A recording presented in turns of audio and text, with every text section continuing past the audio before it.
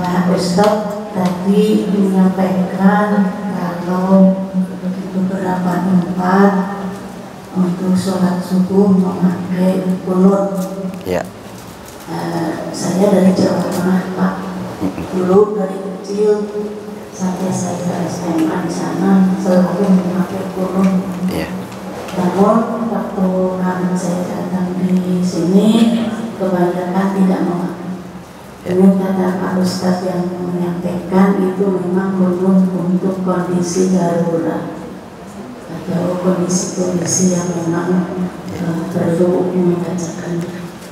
Waktu di Masjidil Haram dan juga di Bali juga ada yang memakai, ada yang tidak. Mohon pencerahannya Pak, sebenarnya apakah itu keutamaannya? Ya. Terima kasih. Ya, pertama tentu masalah landasan. Kenapa ada yang kunut dan ada yang enggak? Umumnya orang ketika dibaca, ditanya tentang kunut suka dihubungkan kepada mazhab kan? Mazhab Syafi'i. Mazhab Syafi'i kunut. Sebelum ada Imam Syafi'i sudah ada kunut enggak? Kan Imam Syafi'i lahir pada tahun 150 Hijriah.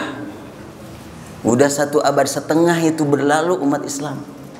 Kok baru Imam Syafi'i kunut bagaimana? Enggak tentunya. Pasti ada dasar.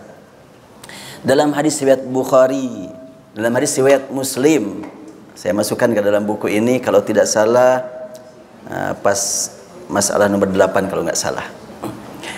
Ketika Anas bin Malik ditanya, hal qanata Rasulullah SAW fi salati subhi, apakah Rasulullah kunut pada waktu salat subuh? Pertanyaannya salat subuh, bukan pada waktu ada peristiwa tertentu insidental, bukan, pada waktu salat subuh.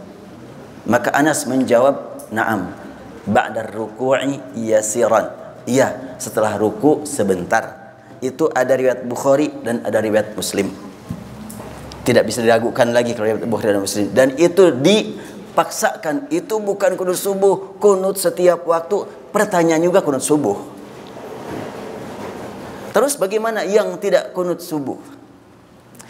Orang yang suka kunut subuh tidak mengatakan bahwa salat subuh tambahan rukun kan ya? Kalau pamannya salat duhur rukunnya 12 atau 13, untuk subuh tambah 1 lagi, enggak. Sehingga yang biasa kunut tidak menyatakan tanpa kunut itu batal salat kan? Sama aja.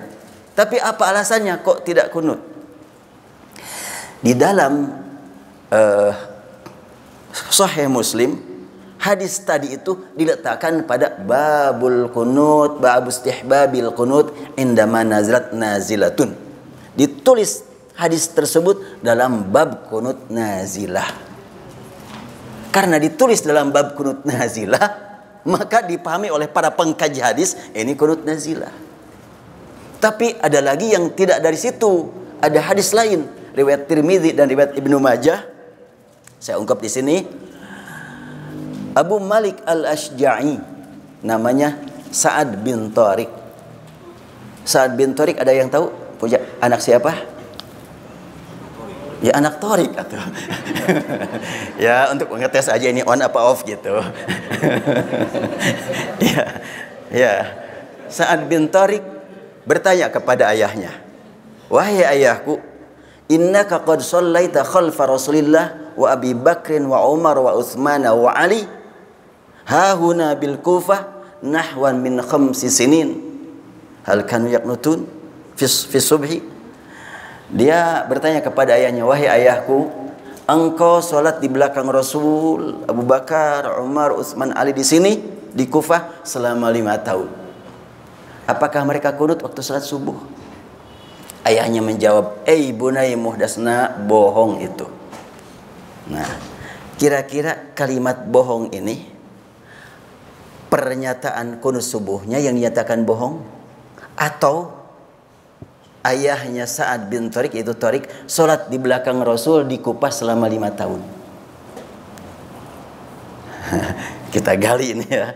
Saya juga mempertanyakan, kenapa kok para ulama nggak perhatian ke situ gitu? Baik ulama dulu ataupun ulama sekarang, saya baca literatur hadis. Kalau saya melihat Ukapan ayah kepada anak bohong itu bukan masalah kunutnya. Rasul di Kufah 5 tahun, jangankan 5 tahun, 5 hari pun enggak. 5 detik pun enggak pernah ke sana. Kok dibilang 5 tahun? Engkau, wahai ayah, sholat di belakang Rasul bersama Bakar, Umar, Utsman, Ali 5 tahun di sini. Itu yang dinyatakan bohong oleh ayahnya. Tapi sekian banyak para pengkaji menyatakan kunut subuh bohong. Nih hadisnya.